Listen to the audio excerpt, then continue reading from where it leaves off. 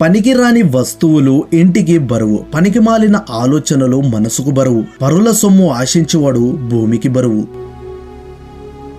పైకి కనిపించే అలంకారానికన్నా లోపల ఉండే గుణం ముఖ్యం. విషం నిండిన బంగారు పాత్ర కన్నా తేనెతో నిండిన మట్టి కుండ ఎంతో విలువైనది.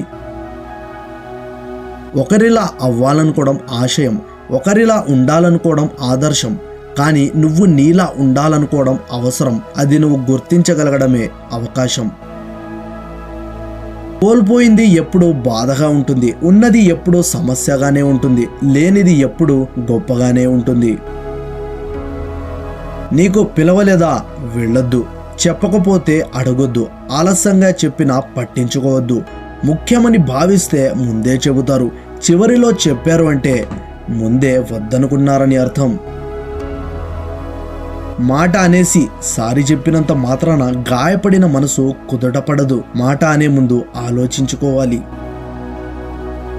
తిండి పెట్టిన వారి ఇంటికి వెళ్ళి మంచినీళ్ళు అయినా త్రాగిరండి, కానీ మనల్ని నిర్లక్ష్యంగా చూసేవాడింటికి పరమాన్నం పెట్టినా వెళ్ళకండి.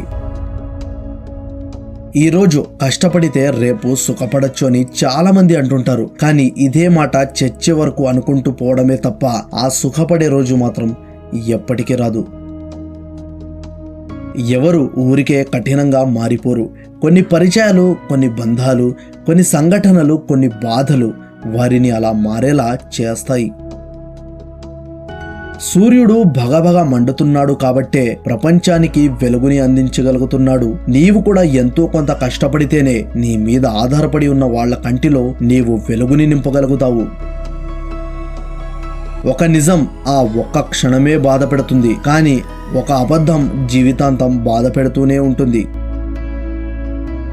మూలం మట్టి అయినా మొలకెత్తడం ప్రధానం. మనం ఎలా పుట్టినా మంచిగా బ్రతకడమే ముఖ్యం. బురదలో పుట్టిన తామర అందంగా బయటకు వస్తుంది. అలాగే పుట్టక సాధారణమే అయినా లక్ష్యం ఉన్నతం కావాలి. మనిషి సంతోషానికి విలాసవంతమైన సౌకర్యాలు అవసరం లేదు. ప్రేమగా చూసుకునే మన అనే తోడు ఉంటే చాలు. ఒక్కొక్కసారి నీ నిజాయితీ, నీ ధైర్యం, నీ తెలివితేటలు ఇవేవి నిన్ను గెలిపించలేనప్పుడు ఓర్పు, సహనం మాత్రమే నిన్ను గెలిపించగలవు.